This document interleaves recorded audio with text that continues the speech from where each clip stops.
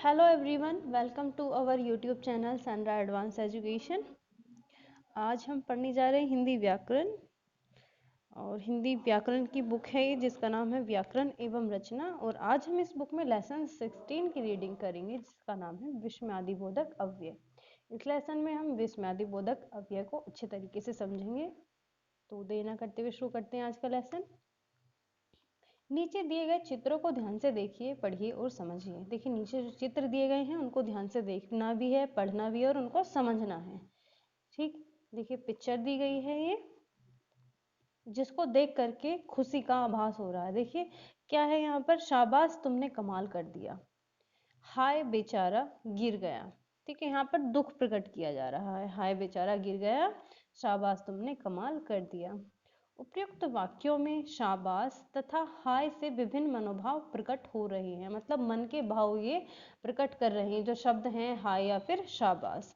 शाबाश तथा हाय विस्मयादिबोधक अव्यय हैं, अतः उपयुक्त शब्दों में कह सकते हैं कि जो शब्द हमारे मनोभावों में क्या क्या आ जाएगा आपका, हर्ष, शोक, घृणा, विस्मय आदि।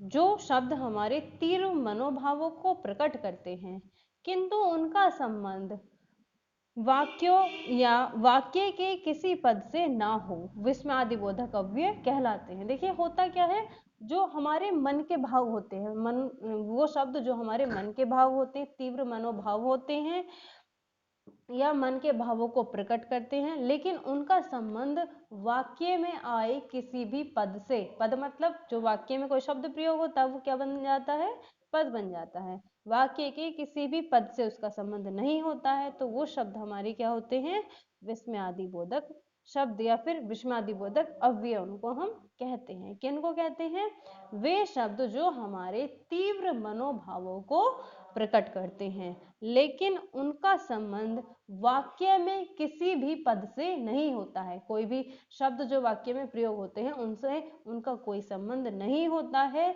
वो जो शब्द होते हैं हमारे, वो क्या कहलाते हैं, वो हमारे विस्मयादिबोधक अव्यय कहलाते हैं। देखिए इनकी कुछ विशेषताएं होती हैं, जैसे इनके बाद ये चिन्ह लगता है, विस्मयादिबोधक चिन्ह होता है ये, सो विस्मयादिबोधक चिन्ह बोलते हैं।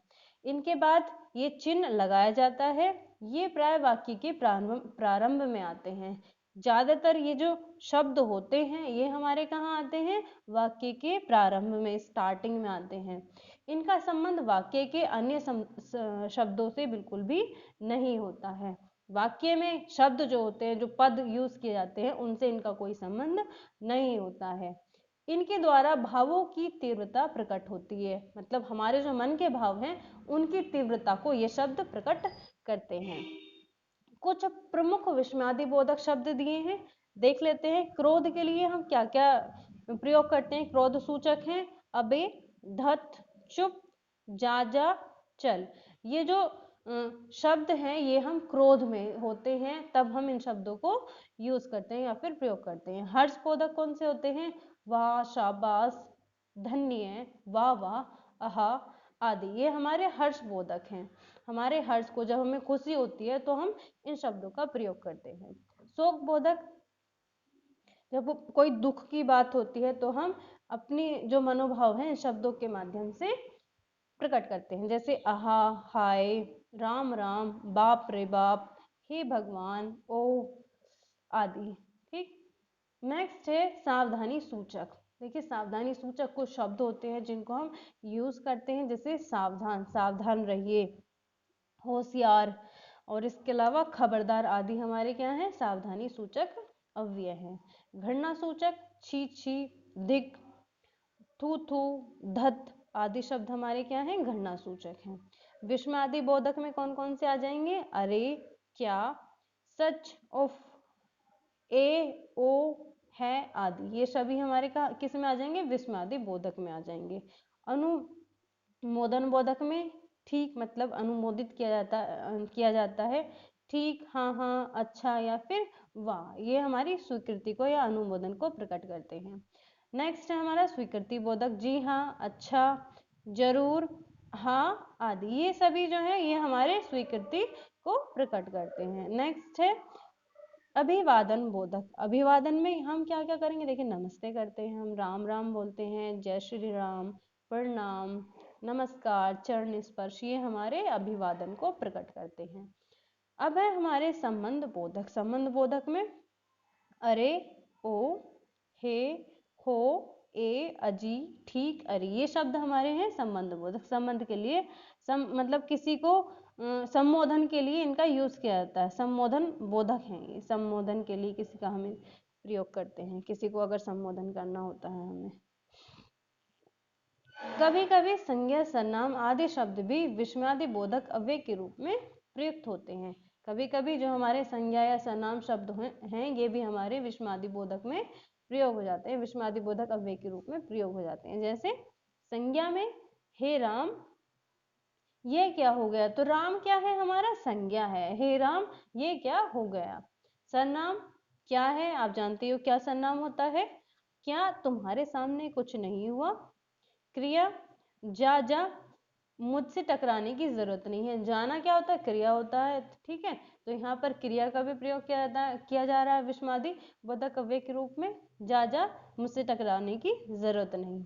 विशेषण, अच्छा तो तू ऐसे नहीं मानेगा, बोल देते हैं ना हम, अच्छा तो ऐसे नहीं मानेगा, तो हमारा जो अच्छा होता है ये क्या होता है, विशेषण होता है, और इसका भी प्रयोग विस्मयादि बोधक अव्यय में कहीं कहीं हो जाता है। अब हम इस लेसन का अभ्यास कर लेते हैं, अभ्यास प्रश्न है इसमें, सही विकल्प पर सही का निश्चिन्ह लगाइए।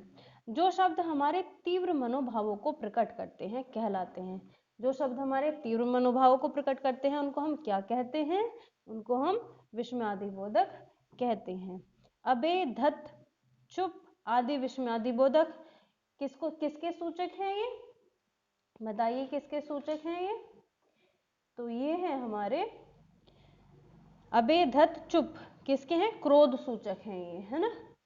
नेक्स्ट है छी छी, धिक, थू थू आदि विस्मयादि बोधक किसके सूचक हैं। अब इस क्वेश्चन का आंसर आप हमें कमेंट में देंगे, छी छी, धिक या फिर थू थू आदि विस्मयादि बोधक किसके सूचक हैं, क्रोध सूचक हैं, हर्ष बोधक हैं, या फिर शोक बोधक हैं, या फिर घृणा सूचक हैं। इसका आंसर आप हमें कमेंट बॉक्स में जरूर देंगे।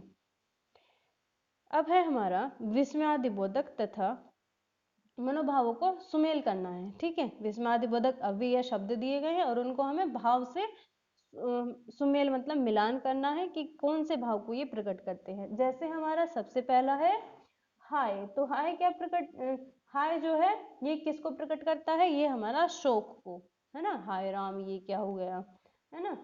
ओ जो है ये हमारा किसको सूचक करता, किसको मतलब प्रकट करता है, तो ये हमारा ओ जो है ये आश्चर्य को प्रकट करता है।